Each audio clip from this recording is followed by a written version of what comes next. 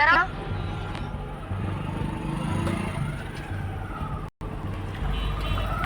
चलेगा क्या? चलेगा मैडम, आप ही की सेवा में तो हाजिर है। चलेगा 20,000। 20,000? 20,000 बहुत हैं। ज्यादा काम नहीं है, बस 2 घंटे।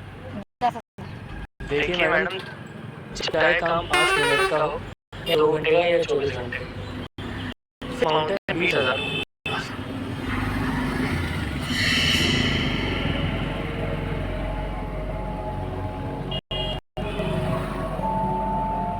देख ले अच्छे से, ऐसी हॉट लड़की तुझे कहीं नहीं मिलेगी। और तुझे पता है मैं मैरिड भी हूँ, और मैरिड लड़कियों का तो स्वैग ही अलग होता है। अभी भी 20,000 लेगा क्या? काम चाहे 5 मिनट का हो, 6 घंटे का या 24 घंटे का, सामने चाहे हीरोइन ही क्यों ना खड़ी हो, बादशाह अपने रेट कभी कम नहीं करता।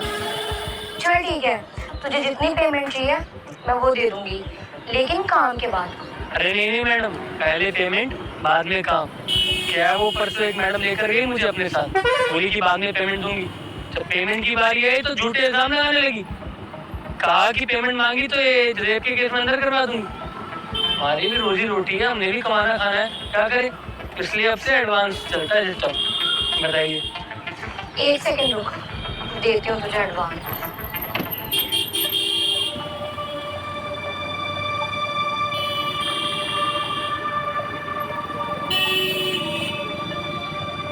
ये ले, पूरे 10,000 है, बाकी के 10,000 काम के बाद। ठीक है मैडम, बताइए कौन से होटल में चलना है? होटल वोटल नहीं जाना, यहीं पास में मेरा फ्लैट है, वहीं चलते हैं। घर है तो घर में तो आपके पति, वो सास ससुर देवर, ये सब होगा ना, फैमिली होगी। मेरे पति काम से बाहर गए हैं, बस मेरा एक देवर रहता है, और उसे ज्यादा मतलब है नहीं मेरे से, तो 2-3 घंटे का काम है, तो तू मेरे घर ही चल। सच में कुछ दिक्कत तो नहीं होगी ना? अरे नहीं, कोई दिक्कत नहीं होगी, चल गाड़ी में बैठ।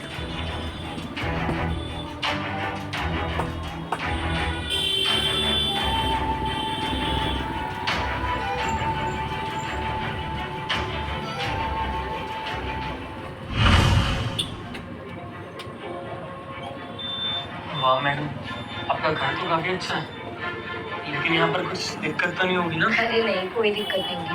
अब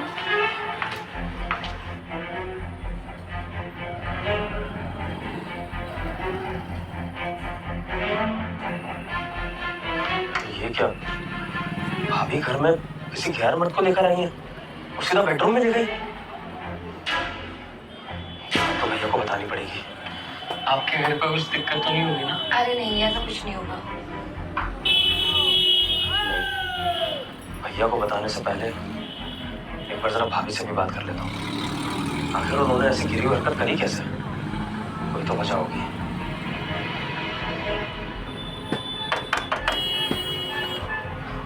मैंने कहा था ना कुछ दिक्कत हो जाएगी। तुम घबराओ मत, मैं जाकर देखती हूँ।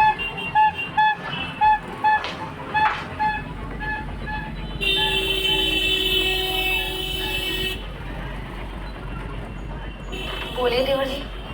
भाभी, क्या चल रहा है ये?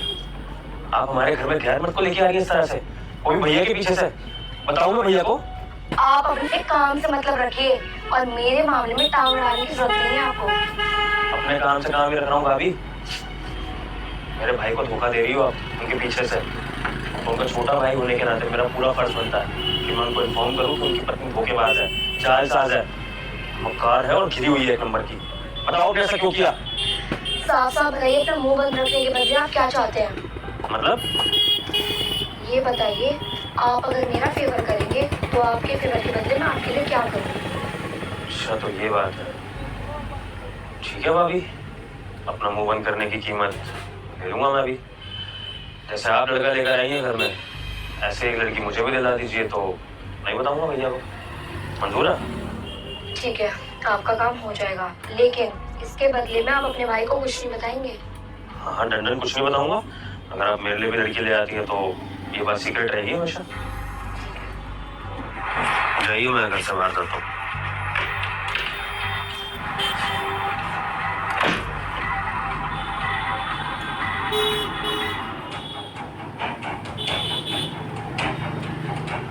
कुछ ठीक है ना? अरे कुछ नहीं हुआ, मैंने बोला था ना, मेरा देवर था, मैंने उसको समझा दिया है। ठीक है, अब जिस काम के लिए आऊँ शुरू करते हैं। अरे रुको, इतनी गरीबी क्या है, अभी मुझे तुमसे कुछ बात करनी है। बात करनी है? बताइए, क्या बात करनी है?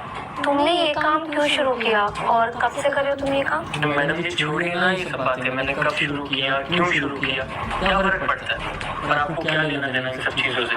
आपने मुझे पैसे दिए और मैं काम करके दूंगा ना। मेरी बात ध्यान से सुनो, मैंने तुम्हें पैसे दिए हैं और इन 2 घंटों में मैं तुम्हारे साथ जो चाहूँ वो कर सकती हूँ।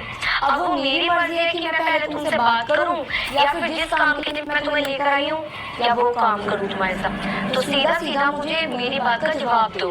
देखिए ये सब मैं मजबूरी में ही कर रहा हूँ। किसी को शौक नहीं होता कि वो बड़े होकर ये सब काम करे, ना किसी का सपना होता। लेकिन मैं 14-15 साल का था जब मेरे माँ बाप गुजर गए। छोटे भाई बहन है मेरे, नौकरी करता था, ढाबे पे भी काफ़ी टाइम काम करा, लेकिन उतने पैसे नहीं मिलते थे कि मैं अपना भी और अपने छोटे भाई बहनों का पेट पाल सकूं। घर में मुझसे कोई बड़ा नहीं है, सबसे बड़ा मैं ही हूं।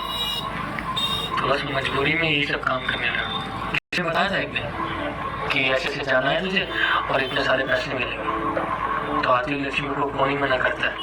शुरू में तो अच्छा नहीं लगता था, लेकिन धीरे धीरे आदत बनती गई। छोड़िए ना इन सब बातों में क्या रखा है, शुरू करते हैं ना, फिर मैं भी घर पर जाऊँगा। तो तुम्हें नहीं लगता कि तुम्हें कोई ईमानदारी की कोई अच्छी नौकरी करनी चाहिए? तुम्हारे जो छोटे भाई बहन हैं, जब उन्हें पता चलेगा कि उनका बड़ा भाई ये सब कर रहा है तो उन पर क्या बीतेगी? देखिए मैं चाहता तो हूँ कि ईमानदारी का काम करूँ, लेकिन मैं पढ़ा लिखा नहीं हूँ। कौन देगा मुझे अच्छी नौकरी, कौन देगा मुझे ईमानदारी का काम? जैसे लोगों के लिए तो यही सब बना, या फिर जुआ खेल लो या फिर ये सब कर लो। मैं जानता हूँ कि अगर ये मेरी सच्चाई मेरे छोटे भाई बहनों के सामने आएगी तो उनको शर्मिंदा होना पड़ेगा, लेकिन मेरे पास कोई और चारा नहीं है, मैं मजबूर हूँ। मेरा एक एनजीओ है, वहाँ पे एक वैकेंसी खाली है और उस वैकेंसी के हिसाब से तुम बिल्कुल सही हो, तो वहाँ पर तुम ईमानदारी का काम करो और ये गलत रास्ता छोड़ दो। जी क्या बोल रहे हैं आप?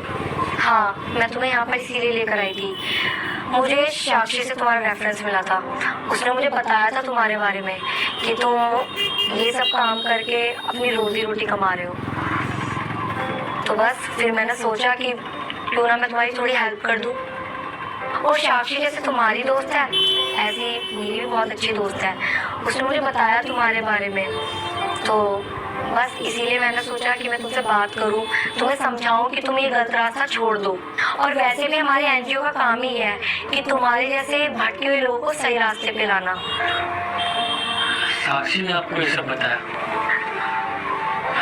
वो एक इकलौती लड़की है जो मेरी सच्चाई जानते हुए भी मेरे साथ है। एक टाइम पर तो मुझे बुरे ख्याल आते थे कि मैं मर जाऊं जाकर, लेकिन साक्षी ही मेरी इकलौती वो दोस्त थी जिसने मुझे समझाया कि ये सब गलत है, मरने से कुछ खत्म नहीं हो। देख लो, आज उसी की वजह से आप जरिया बनकर मेरे पास आए हो। ऐसे अच्छे दोस्त भगवान सबको दे। बहुत बहुत धन्यवाद मैडम, मैं ईमानदारी से सारा काम करूँगा। आपके एनजीओ में आप जो बोलेगी सब कुछ करूँगा। बहुत बहुत धन्यवाद मैडम। ये लो, ये मेरे एनजीओ का कार्ड है, तो कल तुम सुबह 11 बजे मेरे एनजीओ आ जाना, तो वहाँ पर जो भी तुम्हारे लायक काम होगा वो तुम्हें मिल जाएगा। बहुत बहुत धन्यवाद मैडम, मैं कल टाइम से ज़रूर पहुँचूँगा। मैडम, हम जैसे मजबूर लोगों को ना आप जैसे मौका देने वाले लोगों की ज़रूरत होती है। जैसे आपने मुझे आज मौका दिया, कल मैं किसी मुकाम पर पहुँचूँगा तो मैं भी आगे चल के मेरे जैसे और लोगों की मदद कर पाऊँगा। बहुत बहुत धन्यवाद मैडम।